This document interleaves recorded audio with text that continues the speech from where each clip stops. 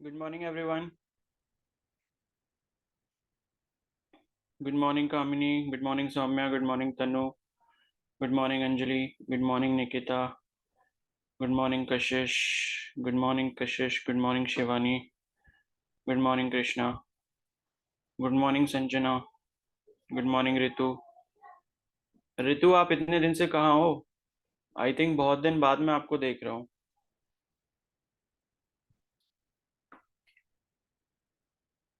बताओ भाई, सीरियस हो जाओ। थोड़ा सा टाइम रह गया है। कल ली थी और उससे पहले? उससे पहले थी ली थी।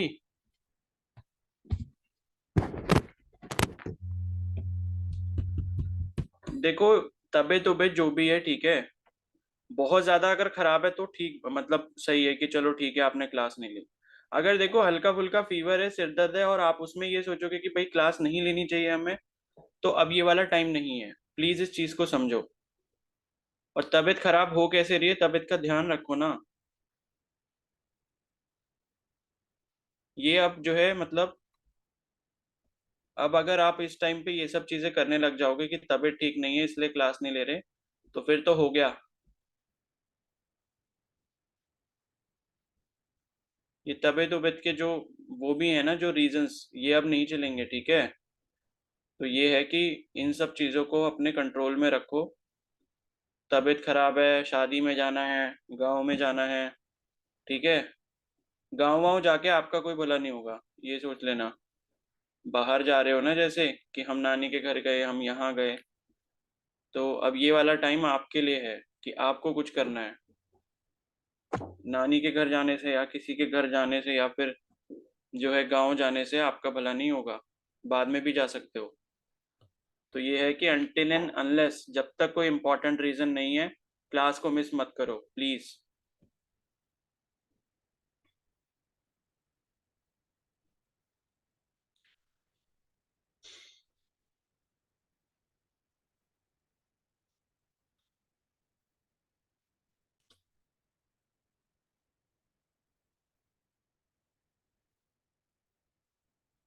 चलो, तो स्टार्ट करते हैं आगे का। कल जो हमने फैक्टर्स पढ़े थे कि कौन कौन से भाई फैक्टर्स हैं जो अफेक्ट करते हैं स्पीड ऑफ साउंड को इन गैसेस, ठीक है। और अब जो है हम पढ़ेंगे बीट फ्रीक्वेंसी के बारे में, बीट्स के बारे में और डॉपलर इफेक्ट। बस यही दो टॉपिक रह गए हैं। पूरी कोशिश करते हैं कि जल्दी से कंप्लीट हो जाए।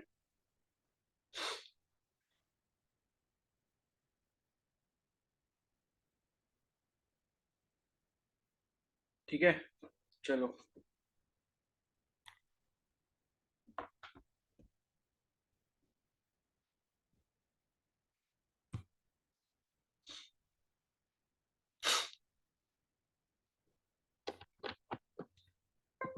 और अभी जो है मैं क्लास खत्म होने के बाद आपको इसके क्वेश्चंस भेजूंगा और आंसर की के साथ भेजूंगा, ठीक है, या फिर सॉल्यूशंस के साथ भेजूंगा।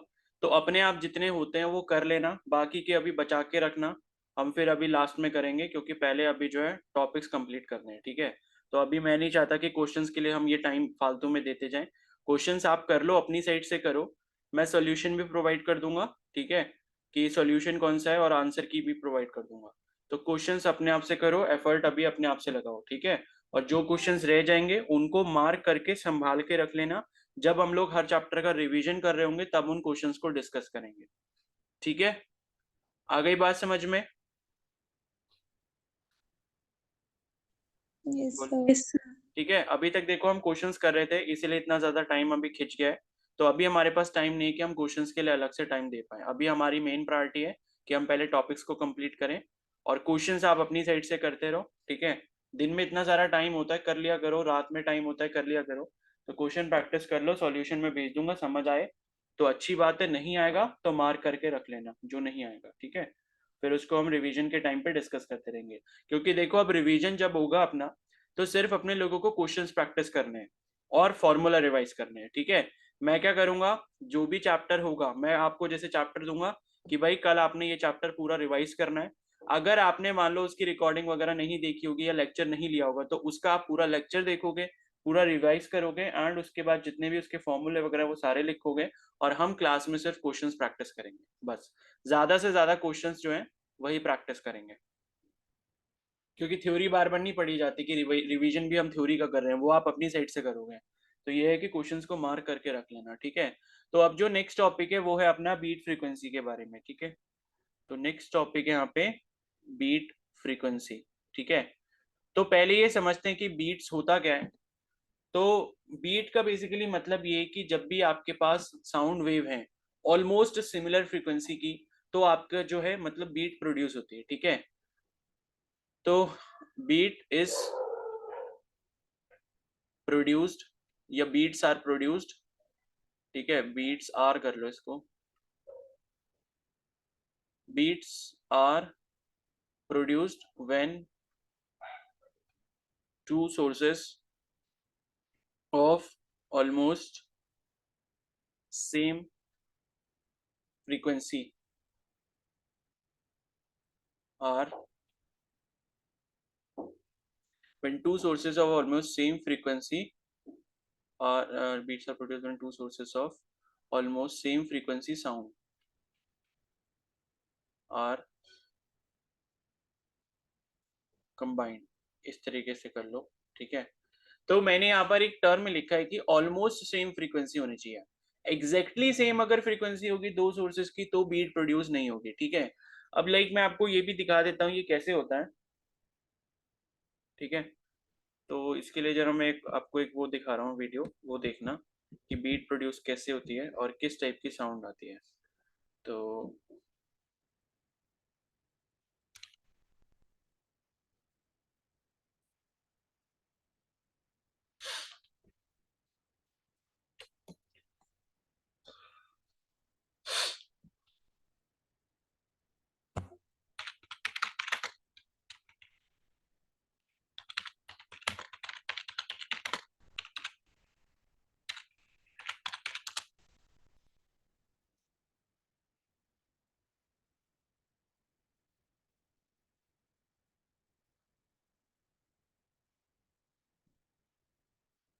और भाई बेसिक रजिस्ट्रेशन हो गया सभी का, एम्स वाला?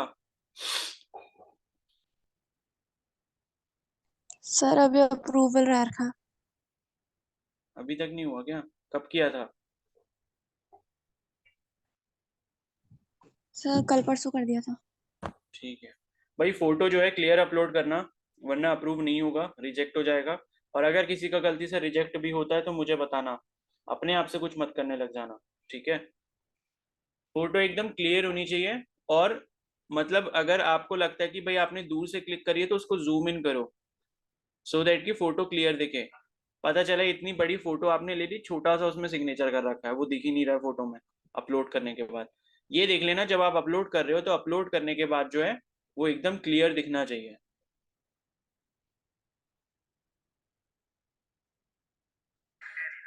टाटा आईपीएल और जियो सिनेमा सब यहाँ और कहाँ।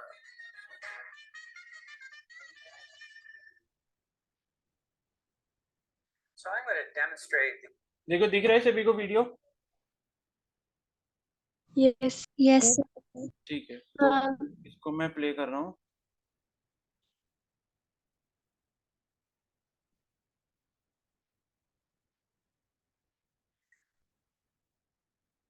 So I'm going to demonstrate the phenomenon of beats. एक मिनट को इसकी क्वालिटी घटा दो, ये रोने लग गया। So I'm going to demonstrate the phenomenon of beats. This phenomenon is used to tune musical instruments in an orchestra. For example, the oboe will give an A, and then all the other instruments in the orchestra will tune their instrument to the oboe. इसके subtitles देख लेना Tuning सभी। is most effective if the beats, if you can actually hear the beats. And to get beats, you need the sound of the reference instrument, say the oboe, and the sound of the instrument being tuned to be roughly the same volume. And you get a loud, soft pattern from the combined ये जो effects of आप the two देख रहे हो ना यहाँ पर, frequencies being played. ये जो यहाँ पर रखे हुए हैं, ये दो जो स्ट्रक्चर आपको दिख रहे हैं लंबे लंबे, इन्हें ट्यूनिंग फोक्स कहते हैं, ठीक है। तो ये ट्यूनिंग फोक जो है, ये लाइक कभी कभी आपने देखा होगा डॉक्टर्स के पास भी होता है, आपकी आईज को टेस्ट करते हैं, वो बोलते हैं, वो हिलाते हैं इसको, तो फ्रीक्वेंसी प्रोड्यूस होती है साउंड की, ठीक है। एंड वो पूछते हैं कि आपको सही से सुनाई दे रहा है नहीं दे रहा।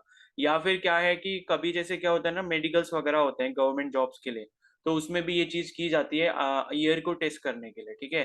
तो इसी से करते हैं वो, ये जो ट्यूनिंग फोक्स आप देख रहे हो, ठीक है। तो अब इसमें थोड़ा सा आगे बढ़ते हैं। With these tuning forks, um, they're supposed to be identical. ठीक है, ये दोनों एक जैसे हैं, एंड लेकिन आप देखोगे कि लेफ्ट वाला जो आपको दिख रहा है उस पे एक स्ट्रक्चर लगा रखा है, ठीक है। वो कंट्रोल करने के लिए किस चीज को है, फ्रीक्वेंसी को कंट्रोल करने के लिए। यानी कि जब उसको स्ट्रक्चर को ऊपर नीचे करेंगे, लाइक एक वो कंट्रोलर जैसा है, तो ऊपर नीचे जब हम करेंगे तो क्या होगा, फ्रीक्वेंसी में थोड़ा बहुत चेंज आएगा, ठीक है। तो उस चीज के लिए उसको यहाँ पर लगाया हुआ है। अब आगे देखो कि बीट जो है वो प्रोड्यूस कैसे होगी यहाँ पर, ठीक है।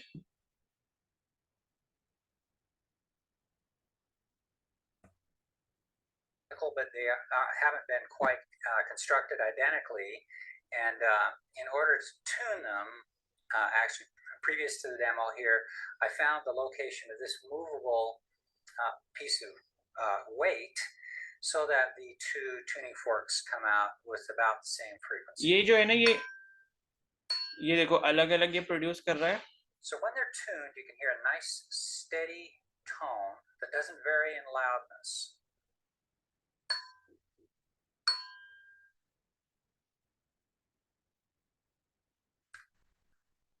But when you vary the frequency of one of them, even a little, देखो इसने इसको ऊपर इसलिए किया ताकि जो दूसरा वाला है ना, उसकी फ्रीक्वेंसी को लगभग लगभग ये मैच कर पाए, क्योंकि जब उसने पहले बजा के देखा तो बीट्स प्रोड्यूस नहीं हो रही हैं। लेकिन जब ये वेट जो है, या जो कंट्रोलर आप देख रहे हो, ये एक्चुअली में वेट है, तो वेट घटाने से या बढ़ाने से ट्यूनिंग फोक पे क्या होता है, उसकी फ्रीक्वेंसी चेंज होती है। तो जब इसने ऊपर को इसको बढ़ाया तो अब इसकी फ्रीक्वेंसी चेंज हो गई, और ये कोशिश कर रहा है कि दूसरी वाली फ्रीक्वेंसी को मैच करवा पाए, सो दैट की बीट प्रोड्यूस हो। little bit, then you get the following phenomenon. Can you hear a wah, wah, wah, wah, wah? Do it again. Wah, wah, wah, देखो wah, ये wah, वाह वाह wah, वाह wah, वाह wah. जैसी ना साउंड आती है, मतलब जब भी बीट प्रोड्यूस होती है, ठीक है। ये चीज शायद आपने कभी लाइफ में एक्सपीरियंस भी की होगी। जैसे क्या है कि किसी पोल पे पत्थर मार के देखो और उसके बाद एक और पत्थर मारो, ठीक है। एंड अगर वो सेम फ्रीक्वेंसी की साउंड दोनों प्रोड्यूस कर रहे होंगे तो वो क्या होती है, बीट प्रोड्यूस होती है, ठीक है। और वाह वाह जैसी साउंड The आती है। farther these are from being tuned, the faster the wah wah pattern is. So these are even further out of tune. What I'm doing by moving this weight is lowering the frequency of this tuning fork, and the other one is staying the same. You should be able to hear wah wah wah wah, wah really fast. ठीक है, तो ये आपको समझ आ गया होगा, ठीक है। ये वाह वाह जैसी जो साउंड प्रोड्यूस हो रही है, एक बार और देख लेता हूँ कोई और डेमो तो।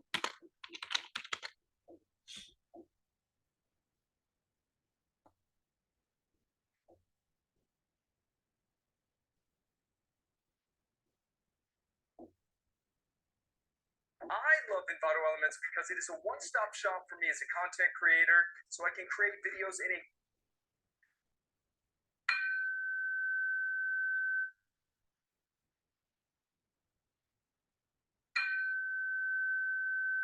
ये देखो 250 हर्ट्ज है, ये 238 हर्ट्ज है।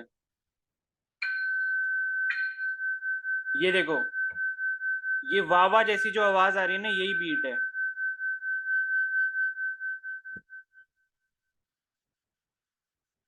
आया समझ? Yes sir.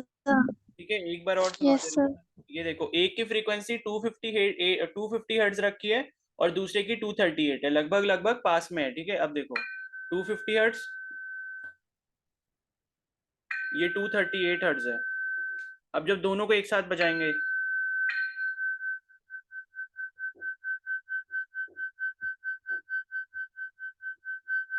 ठीक है, तो बस यही बीट्स था। तो ये आपको समझना था कि बीट होता क्या एक्चुअली में। चलो अब आते हैं टॉपिक पर वापस। ठीक है, स्क्रीन दिख रही है सभी को वन नोट वाली? Yes sir. तो बीट्स कब प्रोड्यूस होती है? जब ऑलमोस्ट सेम फ्रीक्वेंसी की साउंड कंबाइन करती है एक साथ। और ये ध्यान रखना है कि एग्जैक्टली सेम नहीं होनी चाहिए। एग्जैक्टली अगर सेम होगी, जैसे अभी देखा कि 250 हर्ट्ज पे थी एक ट्यूनिंग फोक को जो हमने अलाइन करा था वो 250 हर्ट्ज पे करा था, और दूसरा का जो ट्यूनिंग फोक था उसकी 238 फ्रीक्वेंसी थी, मतलब 238 हर्ट्ज। अब ये हर्ट्ज का मतलब आप समझते ही हो, 238 हर्ट्ज का मतलब क्या है कि 238 साइकिल्स कंप्लीट हो रही है किसकी? साउंड वेव की, एक सेकंड के अंदर। उसका मतलब ये होता है। तो ये चीज तो आपको पता ही है, ठीक है। तो एग्जैक्टली सेम यहाँ पर जो है वो नहीं होना चाहिए, ऑलमोस्ट इक्वल होना चाहिए, ठीक है। तो फ्रीक्वेंसी के बारे में क्या चीज है इंपॉर्टेंट कि वो ऑलमोस्ट इक्वल होना चाहिए। अब यहाँ पर एक टर्म होता है जिसे हम कहते हैं बीट फ्रीक्वेंसी, ठीक है। बीट फ्रीक्वेंसी का मतलब ये होता है कि जिस फ्रीक्वेंसी से बीट प्रोड्यूस हो रही है, ठीक है। तो क्या था कि जो ट्यूनिंग फोक्स थे, ये मान लो इस तरीके के आपके ट्यूनिंग फोक होते हैं, ठीक है, ऐसे बनता है। तो ये मान लो आपके दो ट्यूनिंग फोक्स थे, एंड इसकी मान लो फ्रीक्वेंसी जो भी थी 238 हर्ट्ज थी सपोज, और इसकी मान लो कितनी थी? 250 हर्ट्ज थी। तो बीट फ्रीक्वेंसी क्या होता है? बीट फ्रीक्वेंसी होता है कि जब इन दोनों को बजाकर, जब इन दोनों को हम मतलब इससे साउंड प्रोड्यूस करवाएंगे, तो तब जब बीट्स प्रोड्यूस होंगी तो उस बीट की फ्रीक्वेंसी क्या होगी, ठीक है। तो बीट की जो फ्रीक्वेंसी होती है एफ बीट, वो आपकी होती है F1 माइनस F2 का मैग्नीट्यूड। अगर इसकी F1 है और इसकी F2 है, जो दो आपके पास साउंड प्रोड्यूसिंग डिवाइसेस हैं, ठीक है, तो F1 माइनस F2 का मॉड यानी कि पॉजिटिव वैल्यू आपको लेनी है। जैसे इस पर्टिकुलर केस में देखेंगे तो F1 जो है वो कितना है? 238 हर्ट्ज है, माइनस करेंगे 250 हर्ट्ज और इसमें मॉड लगा देंगे, ठीक है। मॉड का मतलब पॉजिटिव वैल्यू लेनी है। तो 238 में से 250 माइनस करोगे -12 आएगा, लेकिन मॉड लगा तो प्लस बन जाएगी वैल्यू। कितना हो गया? 12 हर्ट्ज हो गया। तो बीट फ्रीक्वेंसी कितनी हो जाएगी? 12 हर्ट्ज के बराबर हो जाएगी। तो कुछ नहीं होता है, बीट फ्रीक्वेंसी का सिंपल सा फॉर्मूला है, बीट फ्रीक्वेंसी इज जस्ट कि मतलब उन दोनों का डिफरेंस जो आपके दोनों साउंड प्रोड्यूसिंग डिवाइसेस है, ठीक है। तो ये आपका बीट फ्रीक्वेंसी के बारे में हो गया।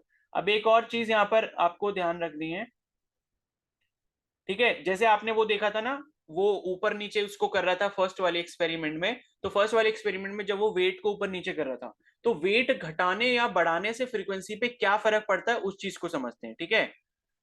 यहां पर लिखता हूं मैं, अफेक्ट ऑफ एडिंग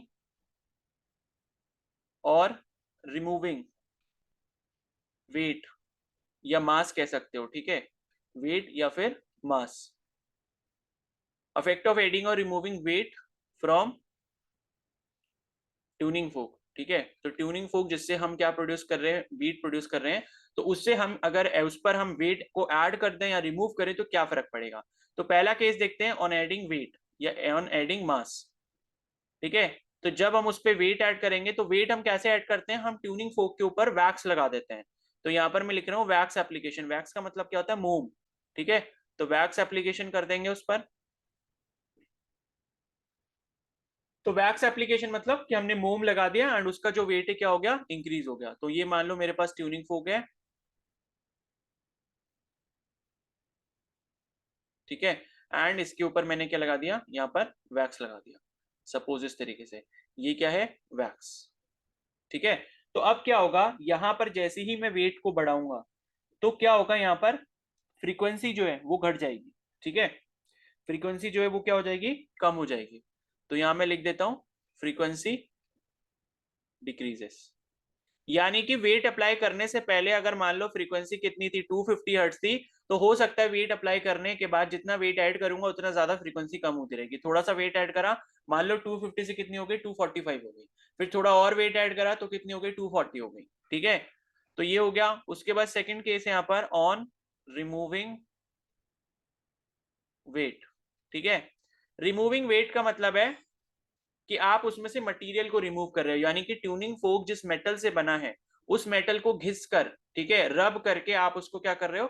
थोड़ा थोड़ा उसको पतला कर दे रहे हो या हटा दे रहे हो उसमें से मटेरियल घिस कर, ठीक है। एंड इसको हम क्या बोलते हैं? जो घिसते हैं ना, उसे हम क्या बोलते हैं? फाइलिंग बोलते हैं। Filing process, FILING। फाइलिंग का मतलब क्या होता है? कभी जैसे आपके घर में देखा होगा आपने कि लकड़ी वगैरह का जब भी काम होता है, ठीक है, तो लकड़ी वगैरह का जब भी काम होता है तो जो कारपेंटर लोग होते हैं वो अपने जो भी टूल्स होते हैं, आपने देखा होगा, उन टूल्स को शार्प करने के लिए उनके पास ना एक वो होता है, मतलब क्या बोलते हैं, एक टूल और होता है जिस पर वो घिसते हैं, एंड उसके ऊपर क्या बने होते हैं, थ्रेड्स बने होते हैं। ठीक है, वो टूल कुछ इस तरीके का दिखता है, मतलब यहाँ पर ऐसे ऐसे उस पर थ्रेड्स बने होते हैं। थ्रेड्स का मतलब कि चूड़ियां कटी होती हैं छोटी छोटी। ठीक है, तो इसी को हम क्या बोलते हैं, फाइल बोलते हैं। एंड ये जो फाइल होता है, इसी से इसको घिसकर क्या करते हैं, इसमें मटेरियल रिमूव करते हैं। ठीक है, तो मटेरियल जब इसमें रिमूव करेंगे तो यहाँ पर क्या चीज हो जाएगी, फ्रीक्वेंसी। ठीक है, ये आपका ट्यूनिंग फोक हो गया। एंड अब इसमें से आप क्या कर रहे हो, मान लो आपने यहाँ से ये मटेरियल जो है रिमूव कर दिया, तो मटेरियल रिमूव्ड या फाइल्ड। ठीक है, तो इस पर्टिकुलर केस में क्या होगा,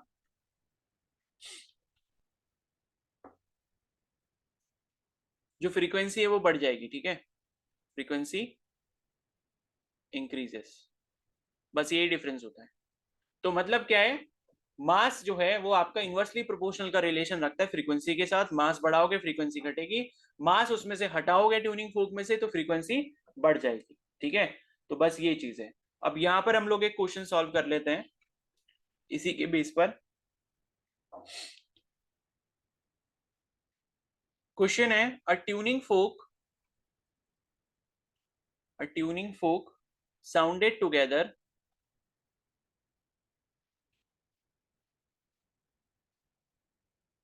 with a tuning fork of frequency, with a tuning fork of frequency 256, ठीक है, हर्ट्ज, emits 2 beats। ठीक है, 2 beats का मतलब क्या है कि बीट फ्रीक्वेंसी आपकी 2 है, तो emits 2 beats on loading, on loading the tuning fork of frequency, on loading the tuning fork of frequency। Loading का मतलब कि उसमें मास ऐड किया गया है 256 हर्ट्ज, मतलब जिस ट्यूनिंग फोक की फ्रीक्वेंसी 256 हर्ट्ज है उस पे लोडिंग की गई है। The number of beats hertz are, the number of beats heard are 1 beat. ठीक है, 1 पर सेकेंड। तो आपको बताना है कि फ्रीक्वेंसी जो है ट्यूनिंग फोक की कितनी है। द फ्रीक्वेंसी ऑफ, दूसरा वाला जो है, the frequency of another tuning folk is. ठीक है, तो ऑप्शन में दे रहा हूं आपको 257, ऑप्शन बी 258, ऑप्शन सी है 256, ऑप्शन डी है 254। चलो जल्दी से ट्राई करो, मैं आपको सिर्फ 2 मिनट का टाइम दूंगा इसको करने के लिए। एक ट्यूनिंग फोक है जिसकी फ्रीक्वेंसी 256 हर्ट्ज है, वो एमिट करती है 2 बीट्स, मतलब दूसरी वाली जो ट्यूनिंग फोक होगी उसके साथ मिलकर। तो बीट फ्रीक्वेंसी आपको 2 दी है, एक की फ्रीक्वेंसी 256 दी है। तो आपसे पूछिए, और एक कंडीशन और भी दी है कि अगर हम 256 वाले को लोड कर देते हैं मास से तो उसकी बीट फ्रीक्वेंसी 1 पर सेकेंड हो जाती है। तो दूसरे वाले की फ्रीक्वेंसी कितनी होगी ये आपको बताना है। चलो जल्दी से बताओ, थोड़ा सा दिमाग लगाओ।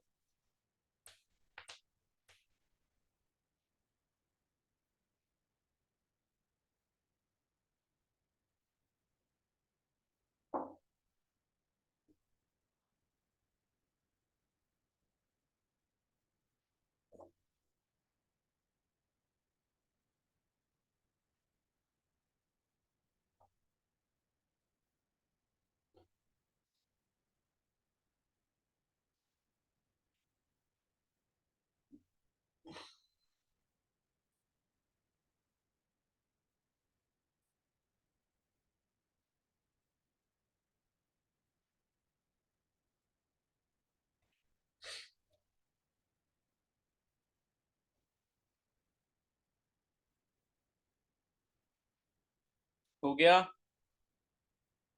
इतना टाइम नहीं लगना चाहिए, जल्दी करो। लास्ट 30 सेकेंड्स हैं।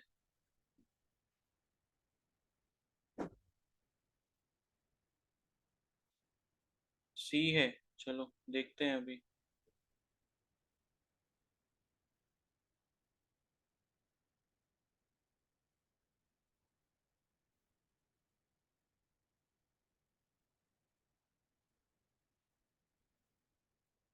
ए है, चलो देखते हैं। और बाकी लोग जल्दी बताओ।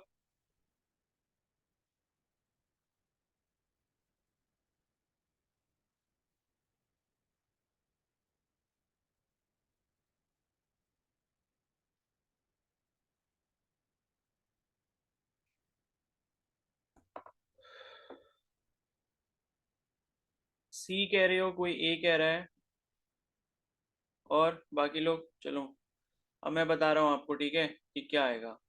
देखो केस जो दिया है उसको समझते हैं कि क्या दिया है।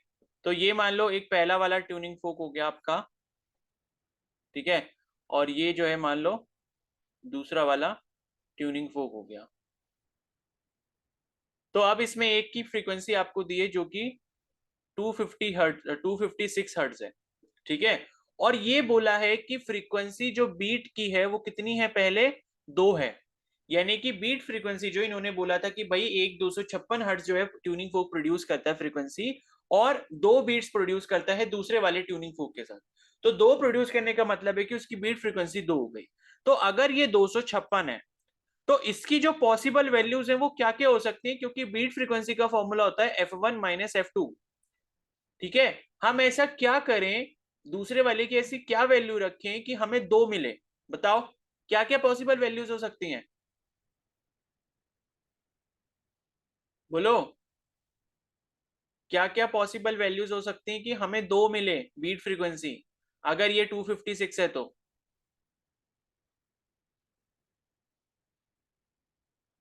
254 एंड 258, ठीक है। इसकी दो पॉसिबल वैल्यूज हो सकती हैं, 254 और 258। भाई तभी तो माइनस करने पे 2 आएगा, तभी तो डिफरेंस 2 आ पाएगा। 256 254 आप लोगे तो बीट फ्रीक्वेंसी 2 आएगी, 256 और 258 लोगे तो भी बीट फ्रीक्वेंसी 2 आएगी। तो आपके पास दो पॉसिबल ऑप्शन है आंसर के, यानी कि आंसर जो होगा आपका 254 और 258 में से ही होगा। यानी कि ये वाले आंसर तो बिल्कुल भी नहीं होंगे, 257 वाला और 256 वाला, ठीक है।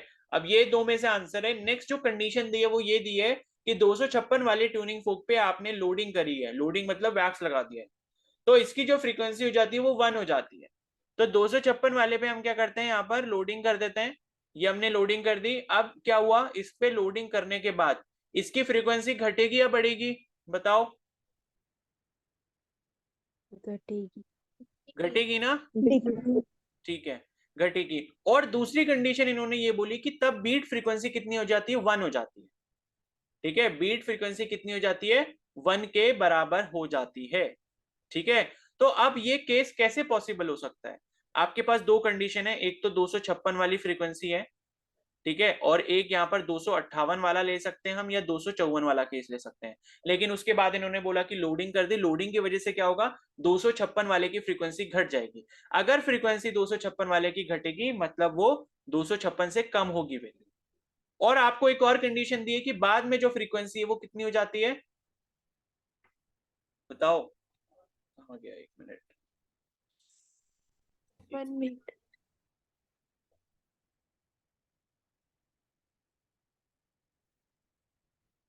हाँ, तो बाद में उसने बोला कि भाई बीट फ्रीक्वेंसी कितनी हो जाती है, बीट फ्रीक्वेंसी हो जाती है आपकी 1।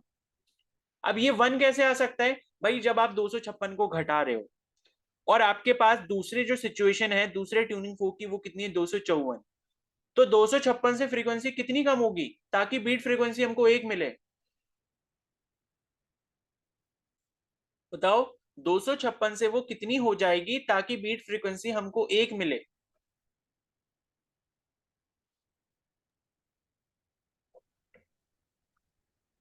अरे भाई 255 नहीं होगी। जब आप 255 कर दोगे इसको और ये 254 वाली कंडीशन अगर ले लोगे तो 254 और 255 का डिफरेंस कितना हो गया, 1 हो गया, मतलब बीट फ्रीक्वेंसी की सेटिस्फाई हो गई कंडीशन। तो कहने का मतलब यहाँ पर ये है कि जो दूसरा वाला ट्यूनिंग फोक होगा उसकी जो फ्रीक्वेंसी होगी वो कितनी होगी, 254 के बराबर होगी। तभी ये जो आपको कंडीशन दी है मास लोडिंग वाली वो सेटिस्फाई हो पाएगी, क्योंकि उस केस में बीट फ्रीक्वेंसी आपकी कितनी आ रही है, 1 आ रही है। पहले इसकी बीट फ्रीक्वेंसी पहले वाले ट्यूनिंग फोक की 256 थी, जब उसमें मास लोडिंग करी फ्रीक्वेंसी कम होगी, और कितनी कम होगी ताकि उसकी बीट फ्रीक्वेंसी 1 आ पाए। तो दूसरे वाले की जो पॉसिबल कंडीशन है वो हमारे पास 254 की है, इसका मतलब है पहले वाले की फ्रीक्वेंसी 255 हो चुकी है, सो दैट की 254 और 255 के बीच में जो डिफरेंस है वो 1 आएगा, और इस वजह से बीट फ्रीक्वेंसी कितनी हो जाएगी, 1 हो जाएगी। ठीक है, तो आंसर क्या हो गया, आंसर हो गया 254 हर्ट्ज, यानी कि दूसरे वाले ट्यूनिंग फोक की जो फ्रीक्वेंसी है वो कितनी है, 254 हर्ट्ज है। क्या सभी को समझ आ गया? Yes, sir. Yes, sir. चलो चलो अब डॉपलर इफेक्ट का जो है वो देख ले रहे हैं यहां पर।